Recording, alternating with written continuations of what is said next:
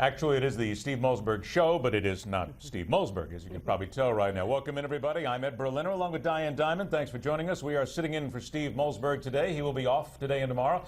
We wish all of our viewers a very happy Passover. Let us now get down to some of the business that we have been talking about today and that we will talk about for the rest of the day, not just Kathleen Sebelius, not just Obamacare, certainly what's happening with Eric Holder and the different Republican are racist comments.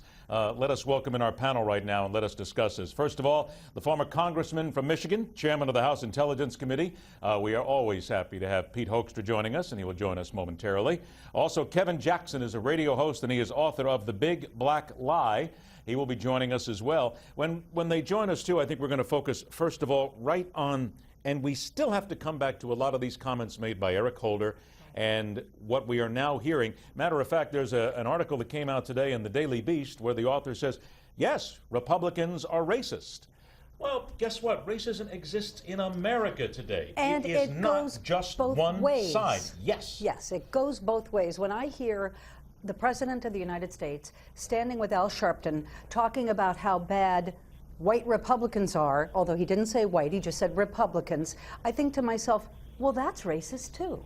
That is just as racist as they complain that Republicans are about their administration. Which once again comes down to the fact that unfortunately you and I both have been in the media for 6,000 years or somewhere around that. Least, we put our careers together, and we have now seen the generational shift here in the media, which is always take that side. Whatever happened to simply not taking the side, giving us the fact of it all? Yes, guess what? Here, let's say something that most people won't want to hear out loud, okay? Yes, some Republicans are racist. Guess what? Yes, some Democrats are racist. Guess what? Yes, some people are racist. It still exists in this country. It's a problem across the board. Exactly. So let's stop focusing and saying it is just one group. It's not true. And there's more to it. When you disagree with what's happening, you shouldn't be criticized just for expressing your own opinion. Exactly. That drives me crazy. So let's just do that and get our opinions now. Let us welcome in Pete Hoekstra and also Kevin Jackson. Gentlemen, thanks so much for joining us today. Glad to be here. Good to be with you. Pete, I'm going to start with you right off the bat of what I just said, because it's one of the things that aggravates me every single time I hear this come up. Guess what? Yes, racism exists in America. It's Republicans, but boy, I'll tell you, you couldn't tell by checking out the mainstream media right now, could you? Bingo. No, you couldn't. I think the key thing for Republicans is run from this argument and run from this debate. Not that it's the wrong debate or not a debate that we couldn't win, but it's the wrong debate to be having. The president, his administration, they're trying to move focus away from Lois Lerner, the IRS scandal, Fast and Furious, Benghazi, the failures of Obamacare, the failures of this president's foreign policy. Don't get caught into that trap. Start debating the performance of and the substance of the policies that this president has championed, that he has led, and that have failed. Kevin, let you weigh in on that as well. Run from it as fast as you can or confront it? Yeah, I disagree. I'm a confronter. I'll give you an example. Nancy Pelosi made a comment that Republicans would want illegal immigration if it were the Irish and not the Mexicans. And what essentially Nancy Pelosi is saying is she values Irish over Mexicans. She actually said a Republican said that. Now, there's no way to validate that statement.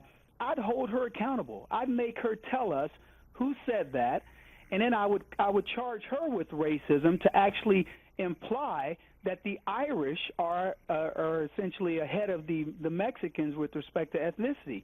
What we do is we tend to run. And as a black conservative, I will tell you, black people know that this is a game. Stop doing it. Confront these guys. Eric Holder cannot... Dan, I'm going to turn this over to you because for the moment I've completely lost my headset hearing now and I cannot hear Kevin, so please, you go right ahead. Well, Kevin, I'm saying to you, here, and you know what? As a member of the mainstream media for many years, and I chose to get out of the mainstream media because I got so frustrated with it, you're exactly right. Nobody is holding their feet to the fire. These politicians who say these things, we just sort of write them down and repeat them as if they're gospel. Drives me crazy. Yeah, well, I don't know if you guys can hear me, but, you know, what I was saying essentially is for Eric Holder to cry racism over his contempt of Congress, and with everything that's going on and where Peter was correct is in outlining all of the various scandals, is a ridiculous notion. They need to quit hiding behind the idea that America is a racist country, to what Ed said in the intro. Mm-hmm. Yes, there are elements of racism. However, this is not a racist country. Congressman, when did it get so bad? I mean, I used to cover Capitol Hill, and I mentioned this at the beginning of the show.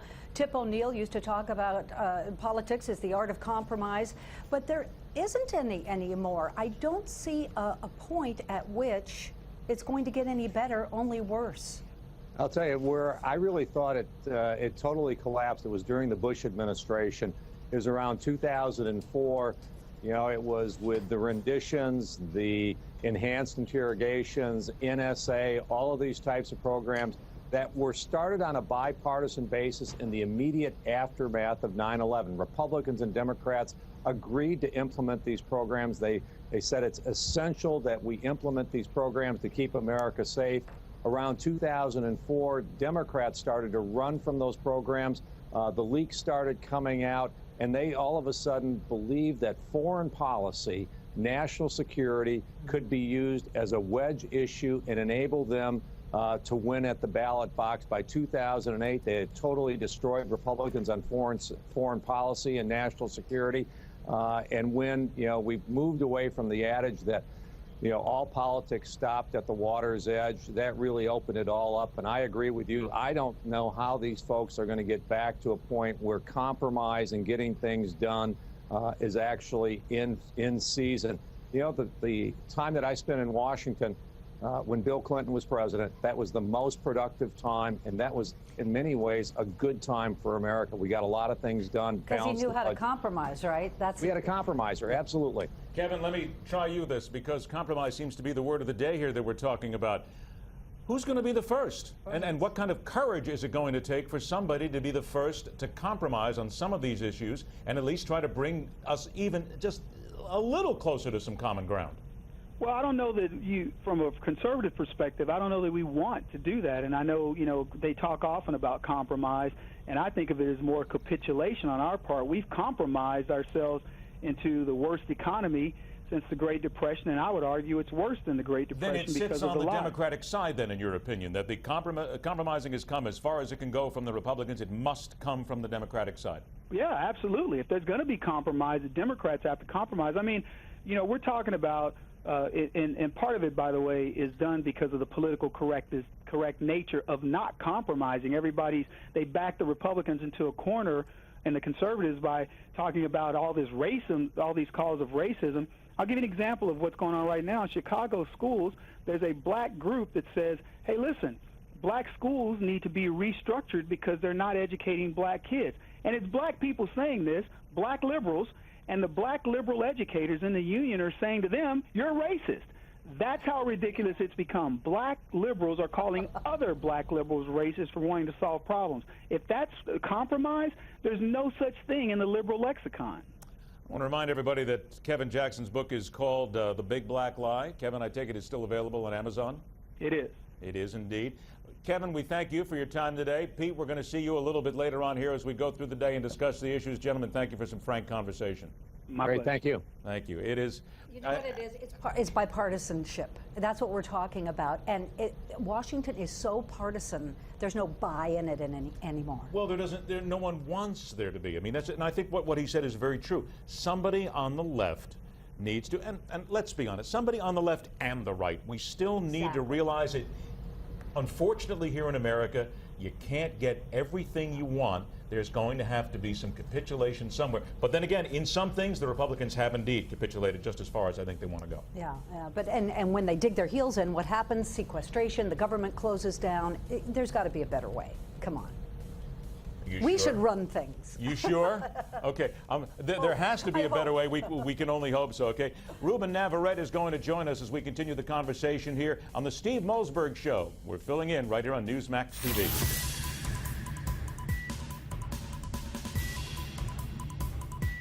We don't just talk about the news, we talk to those making news. This is the Steve Mosberg Show.